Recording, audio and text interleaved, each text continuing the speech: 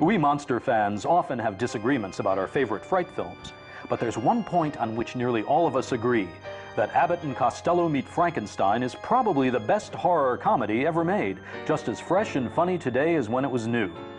The timeless comic genius of Bud Abbott and Lou Costello has a lot to do with it, but so does the irresistible presence of our favorite Universal monsters in their final appearance together.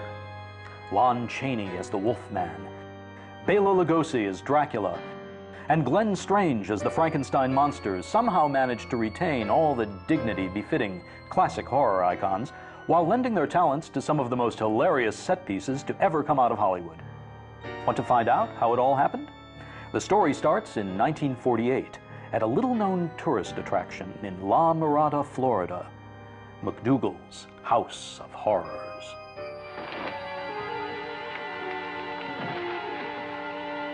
Count Dracula sleeps in this coffin, but rises every night at sunset. Chick is right.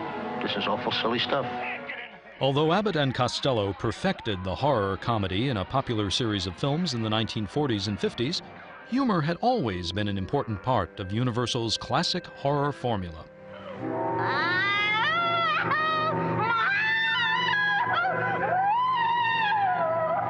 Masters of the genre, like director James Whale, always understood that laughing and screaming were just two sides of the same coin.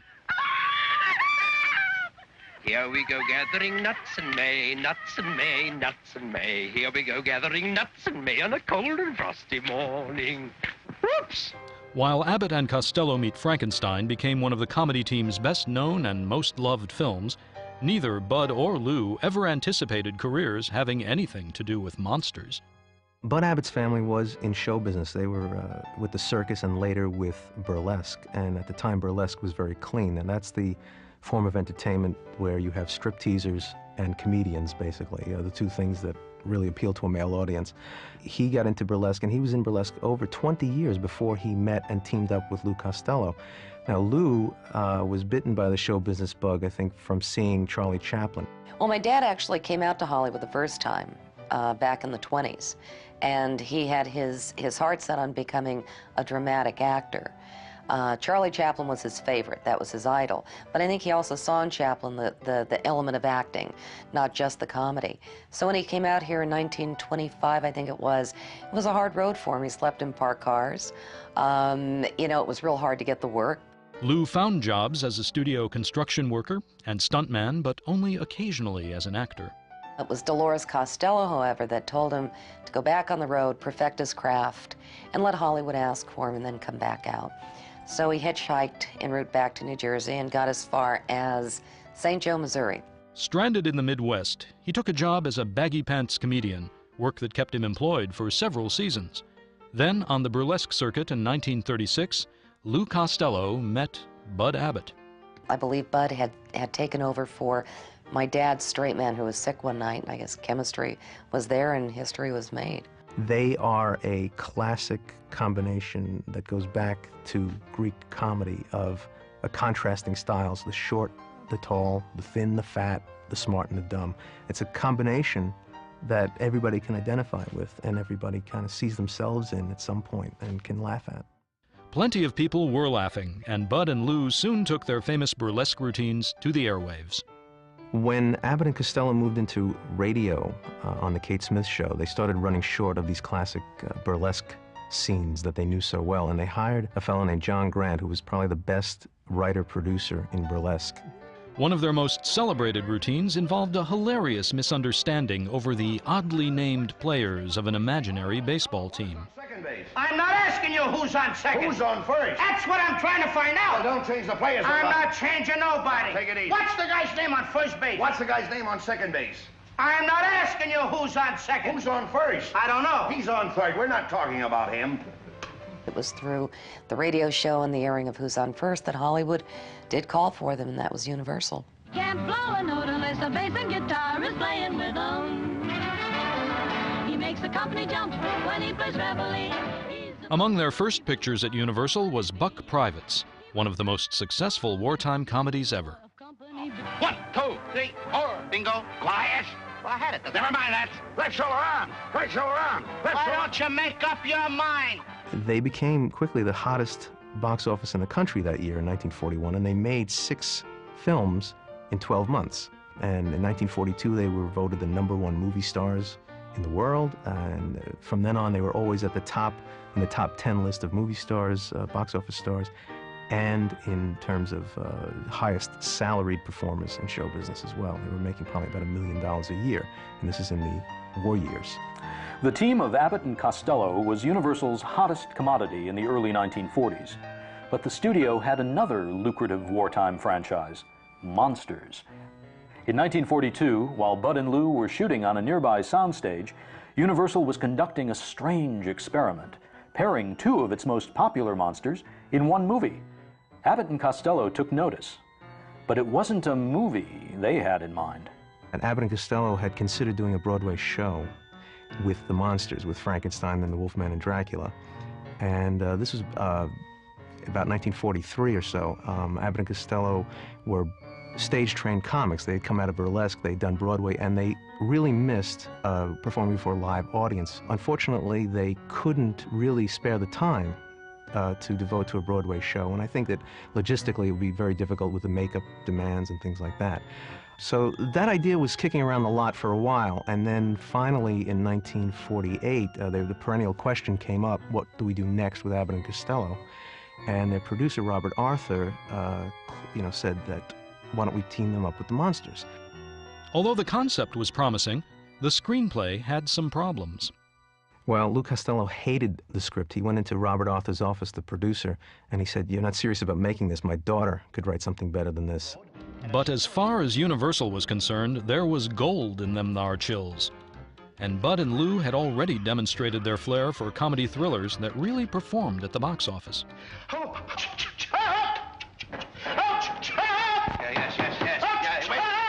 Now, just a minute here. Hold That Ghost was the first scare comedy that they did, and it was such a big hit also, along with Buck Privates, that they tried to work in scary scenes for Costello in just about every movie, because his scare take was just so great.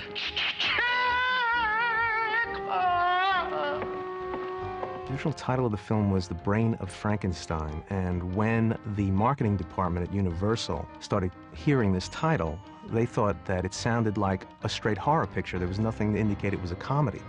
So Bill Getz, the head of production, ordered a title test of Abbott and Costello Meet Frankenstein, and that tested great with the public and the marketers because it said something funny and scary at the same time, which is what the film ultimately was. So who would be the monster promised by the title? After playing the creature in 3 Universal films, Boris Karloff put aside the role that had made his career. For the last 2 films, the boots and bolts were worn by an actor with a perfect name for the part, Glenn Strange.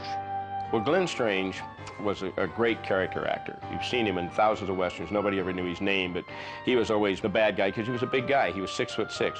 And when Jack Pierce was doing some of the work at Universal at that time, and they were going to do House of Frankenstein, and Karloff didn't want to play the monster anymore. It was one of these things that he was doing Glenn, Pierce was doing Glenn, in a pirate picture with Yvonne DiCarlo.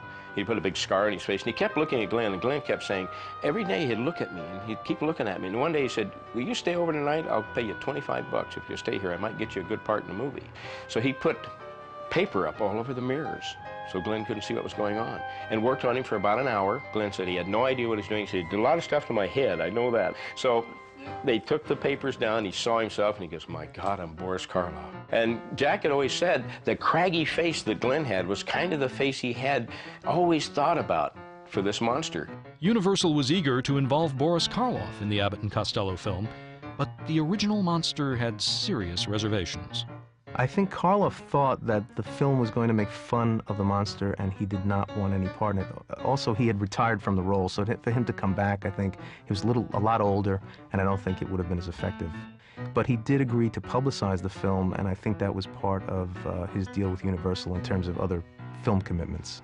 The part of Count Dracula would seem to have been tailor-made for Bela Lugosi, who originated the film role for Universal in 1931. There's this whole perception that Bela Lugosi played nothing in the movies at all other than Dracula. But really, even though he played other vampire characters or vampire-type characters, he only played Dracula twice. And the second time, 17 years later, is Abbott and Costello meets Frankenstein. But the studio had other casting ideas. Well, one of the ironies about this production is that Ian Keith was considered for the role of Dracula in this film, and back in 1931, he was the first choice of Universal to play Dracula in the original as well. The whole notion that someone other than Lugosi is Dracula in this film is almost inconceivable. And fortunately, of course, saner heads prevailed, and Lugosi, again, after a long fight, just much like 1931, secured the part. The Wolfman was the only Universal monster portrayed by one actor and one actor alone, Lon Chaney. So there was no disagreement over who would play the part this time. But the transformation of Universal Studios into Universal International brought with it many disruptions with the past. Although the studio's head of makeup, Jack Pierce, was undeniably a genius, the combination of his cantankerous personality and the time-consuming nature of his makeup creations didn't sit well with Universal's new management. Despite 20 years of service, Pierce was still a salaried employee without a contract and was abruptly fired. He was replaced by one of his own assistants, Bud Westmore, a pioneer in the use of cost-saving materials like molded foam rubber. They required Westmore to come up with a new way of doing the monsters' makeup to get the production moving on time, because they didn't really have like 6 hours to spare on makeup. Now this is Lon Chaney Jr. as the Wolfman from Abbott and Costello Meet Frankenstein. It's the nose piece, goes down here. This is the forehead piece, and they glued this on, and it was more of a mask this time than the way Pierce did it, because Pierce again did all the build-up stuff, and this was a lot more comfortable for Lon to wear, because the whole rest of this was a mask, actually. It came down over his upper lip, and they streamlined the makeup quite a bit. But here again, this was quite a bit faster to do. It probably took about an hour to put this on, which I'm sure Lon Chaney Jr. was very thrilled about. The Frankenstein monster makeup had always been particularly time-consuming. Westmore streamlined the process considerably. Now this is a very interesting piece. This is one of Glenn's actual headpieces from Abbott and Costello Meet Frankenstein. It's made of foam rubber, and it has incredible detail. Chris Mueller sculpted this, and it's very old. It's from 1948. Nobody knows why it's lasted this long. Glenn had given this to me, and he had it in a closet in a paper sack for years. Maybe that's the secret, put them in a paper sack, they'll last, I don't know. But the interesting thing about this, like with the clamps here, that nobody ever gets to see is, you can see they actually go into the head quite a bit, which is something you never got to see in any of the movies whatsoever, which is kind of interesting. Jack Keevan applied this makeup to Glenn, and this took between an hour and a half to do, where Jack Pierce, when he did it with cotton and collodion and all the ways he did it with the wax and the putty, took maybe 3 to 4 hours to do. Now, one thing that Glenn said was different about this than, say, Pierce's makeup is this being foam rubber and all, underneath here, when he would sweat a lot during the day, his sweat would build up in here. It had nowhere to go, and then when they would finally take this piece off, it would like rain down his face. The water would collect in here, and he'd have about a half a cup of water inside of this thing, where the cotton and collodion, of course, that Pierce did, it just absorbed, and it was different. But he really preferred this makeup over Pierce's on account of this was just much, much easier to get in and out of from anything, and a lot more comfortable. Now here's a head of Glenn as the Frankenstein monster from Abbott and Costello Meet Frankenstein. This is one that I casted up years ago over at Don Post Studios. This is out of the original mold, and the reason they did a head like this in the film, in the end of the film you see Glenn walking down this pier, and it's on fire. And he ends up crashing and falling through the pier. Well, they didn't want to do an actor doing that, so they made a full-size dummy and had it rigged from over the top on sort of a rig that would move with the dummy and hold the arms up. And they made a head up just like this to put on the dummy. And then they scooted the feet with boards. They had it on 2x4s and to scoot the feet. So you actually saw it walk, and then they had it actually, you saw the actual body fall through into the flames. Two of the favorite things in my collection are these monster boots you see behind me here. It's from Abbott and Costello Meet Frankenstein that Glenn Strange gave me years ago. He wore these boots when he and Bela did this midnight spook show after the film came out. And that's how he ended up with these. And they're great. They look very large, and they are big. He was 6'6", a big man. And they're made out of felt. This is a felt material here, and it's actually out of crushed cork inside. So these aren't anywhere near as heavy as they look. They look very heavy, but they're not actually that heavy.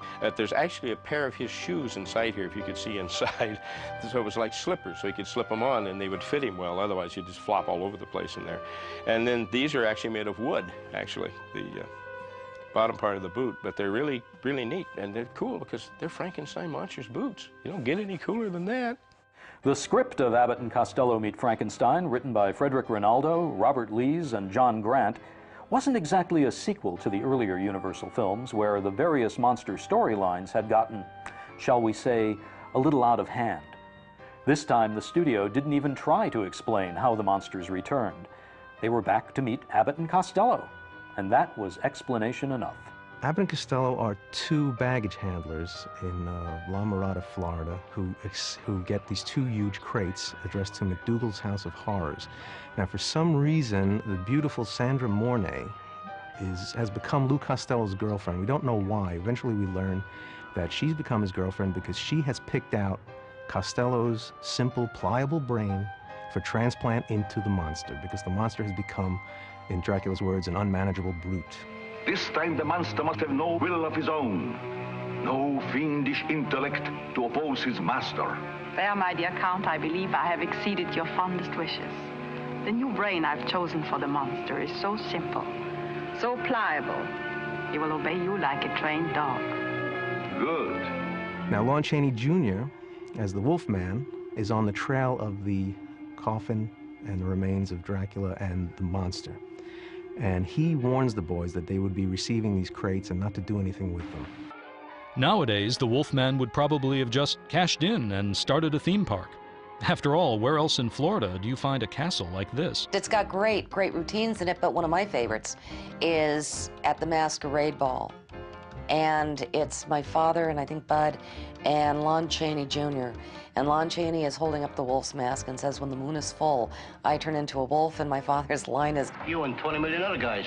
Great line, you know. The film included several well-established routines, slightly retooled to make room for monsters. Hold That Ghost inspired one of Meet Frankenstein's most memorable bits. The genesis, really, of Hold That Ghost was a bit that Abbott and Costello had called the moving candle gag, where Costello is sitting in front of a table reading a map, and these two candles in front of him either slide back and forth or levitate. And of course, when he calls Abbott in, Abbott never sees this going on. So that became actually a running bit, and in Meet Frankenstein, Costello always sees the monsters and Abbott doesn't. It's kind of the same kind of routine, which worked very effectively in Hold That Ghost. Now, in Meet Frankenstein specifically, they took the moving candle bit and put it on Dracula's coffin. So when the coffin starts to open, the candle slides, and they do the bit again, but in a distinctly different method. There's another scene where Costello mistakes the real Wolfman for Bud in the Wolfman mask. And of course, he pokes him, he pulls his nose and everything. And this was a standard Abbott and Costello bit that they had also done in the naughty 90s, where Abbott said, I'll put on a bear suit, I'll pretend to be a bear, and you'll wrestle me and impress people or scare people away. And of course, a real bear gets in, and Costello, unbeknownst to him, wrestles with a real bear.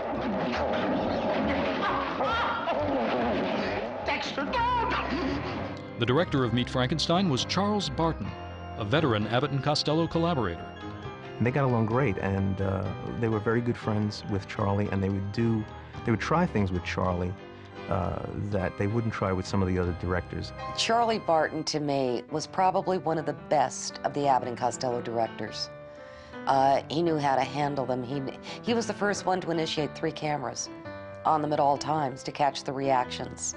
He understood, I think, my dad in terms of where he might get a little difficult. Well, as comedians who were, like I said, stage-bred comedians, they found it a little difficult to do the stop and start momentum of a film. So they like to keep things light during the filming, and they would have these little practical jokes going on. They would have pie fights. They'd have little gags going on the set, just to keep the momentum going, to keep the mood light. You know, like a lot of film historians or comedy historians who like to say how unprofessional they were, you know, to go out there and be throwing pies and this and that. But try keeping the level of energy up in comedy.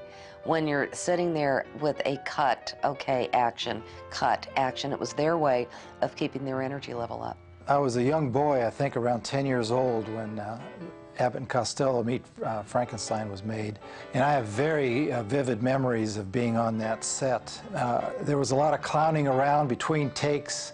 They actually hired people to come kid around. Abbott and Costello were always kidding around. The team's right-hand man in charge of cutting up was a professional clown named Bobby Barber. And he was a bit player, and he's been in a lot of films actually in Hollywood, but his role on the Abbott and Costello films was really as a court jester. He kept things light on the set. He would come in and break up a take just to get a laugh. He would, you know, throw pies, squirt salsa. He'd do, you know, ridiculous stunts just to get a laugh and keep Lou and Bud amused. One of the things that Bobby liked to do, and I believe there's a scene where he comes in and interrupts them with Lon Chaney as well, but he does come down the steps following Dracula and interrupts the take. Now, the outtake cuts off very quickly, so you really don't know if Lugosi's going to turn around and deliver a punchline or he's going to start to really lay into Bobby. Glenn told me the story and did the Bela accent. When Glenn with the southern accent was pretty funny. And he did something, and Bela just looked at him and said, "We should not be kidding when we are working," and then stormed off the set. And that was it. A real professional. As far as his takes were concerned, it was one take. He knew he had practiced his lines. I watched him practice, and when he got on camera, he did it perfectly. So anybody disturbing his scene, I think, he did not appreciate. He did appreciate the seltzer bottles and the pie fights off camera, as long as he wasn't involved. He got a great kick out of it. And there's the scene where Lou comes in and sits on the monster's lap in that dungeon. And they took him forever to get through that scene because Costello would just start doing things while he's sitting on his lap, like hitting Glenn's hand, his own hand, and Glenn would start to laugh. I can't help it. And he would just finally say, "I can't get through the scene with this little guy. He just won't be serious about this." I think I was a year old when Abbott and Costello Meets Frankenstein was being made.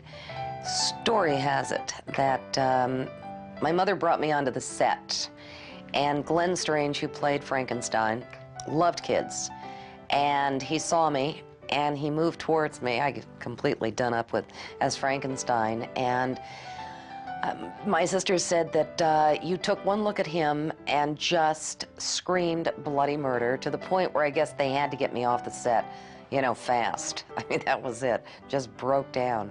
Our affection for most comedians comes when we're little kids, when we see these guys, at least our generation, looking back with some sense of history.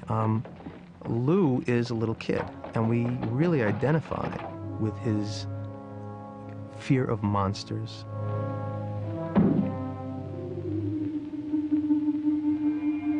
I mean, children as young as 3 have watched Abbott and Costello Meets Frankenstein and have never really been scared to death, but they've laughed a lot. It's when you can incorporate that comedy and slapstick into something that can be very, very frightening, especially to children. And all their films, I think, although geared for adults, boy, did they really bring in the kids. Children have always gravitated towards the classic monsters for a variety of reasons. You know, I think young people, for instance, like the Frankenstein monster because, like themselves, they're not sure of their place in the world, and they're not sure of their own origins and their own powers. Don't be afraid. He won't hurt you. And, you know, of course, the Wolfmen. There are all kinds of hormonal changes that we won't even talk about. And Dracula really has always been about the mysteries of sex and sexuality. I think young people instinctively graft on to the classic monsters for these reasons. Robert Lees, the screenwriter, said that one of his big theories was that comedy is rooted in fear. So when you have Abbott and Costello facing the monsters that probably have caused more nightmares than any other creatures ever created, you know, in fiction, you really can't miss with the comedy there. The film certainly didn't miss at the box office. It was actually the second cheapest production by Universal that year, and it turned out to be their second biggest moneymaker that year. To capitalize on the success, Universal almost immediately cast Bud and Lou in a series of scary Abbott and Costello comedies, beginning with Abbott and Costello Meet the Killer, Boris Karloff. And Boris Karloff was really signed just to really bring the Frankenstein cachet into this film. It's really a detective comedy, basically. It was written originally for Bob Hope and was adapted for Abbott and Costello. And in fact, Karloff's character in the original screenplay was a woman. Maybe you'd like to select your own means of self-destruction. How would you like to die? Foliage. Bud and Lou's next Fright Fest picked up where Abbott and Costello Meet Frankenstein left off. Now that we've seen the last of Dracula, the Wolfman and the monster, there's nobody to frighten us anymore. Oh, that's too bad. I was hoping to get in on the excitement. Who said that? Allow me to introduce myself. I'm the Invisible Man. The new film was originally intended as another straight installment in Universal's popular Invisible Man series, but was rewritten to accommodate America's favorite pair of comedians.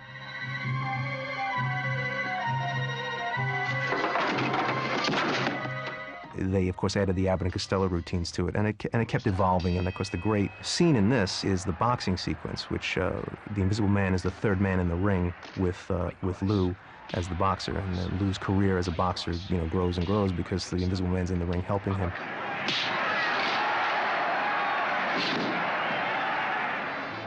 Next in line was another film with Boris Karloff, who had played many mad scientists before, but never Dr. Jekyll, not to mention Mr. Hyde. Again, that's another film that has very few Abbott and Costello routines in it. It's a lot of physical comedy. Bud and Lou whack each other over the head, and Bud takes pratfalls in it, probably more in this one film than they did in all of their previous films. So there's very little dialogue back and forth, and surprisingly, it was a huge hit. Have you seen a monster around here? Oh, I see. You can't talk with that heavy mask on. Well, here, I'll help you take it off. You see, we're looking for him for a purpose. Now, there's a reason for...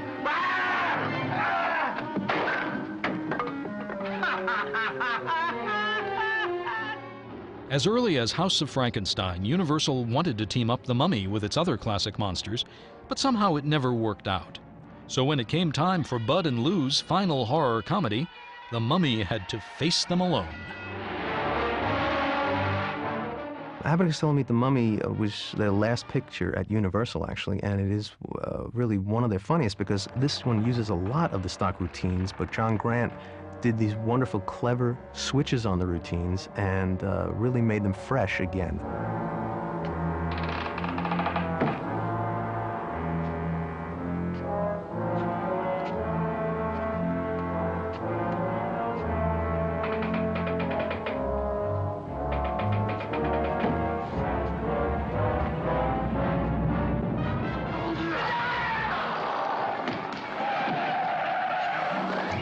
By the 1950s, however, old-time burlesque was becoming less and less fashionable with audiences. I think my father started to see that the comedy was kind of coming to an end. There was a change occurring, too. You could start to see the trend was going more towards what would eventually be the Lenny Bruce comedy, you know, which would take it into a whole other realm. And my father never felt you had to be dirty to be funny. You know, and that was not the point of their comedy. Abbott and Costello were, you know, very much family men. They weren't out carousing at the nightclubs in Hollywood and things like that. Bud Abbott was married to his wife for 55 years when he died, and Lou Costello was married to his for 25 when he died.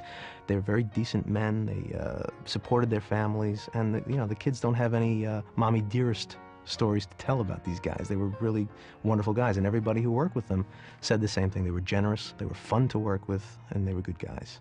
The comedy of Abbott and Costello will never die because of the access we have now to videos, the DVDs. I mean, it's timeless. It's universal long after we're gone. You know, there's going to be probably a small little microchip, you know, and you'll be able to watch it on your wristwatch or something, an Abbott and Costello film. My father loved electronics. He loved technology.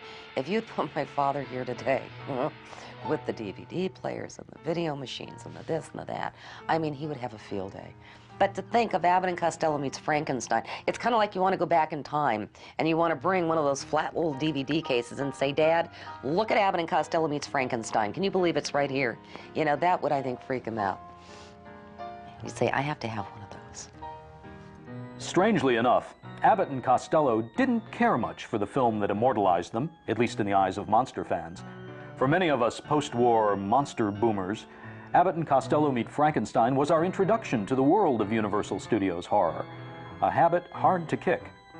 So, in appreciation of Universal monsters, Abbott and Costello, and that swing band era where they all came together, let's take one last musical look at those boogie-woogie boogeymen.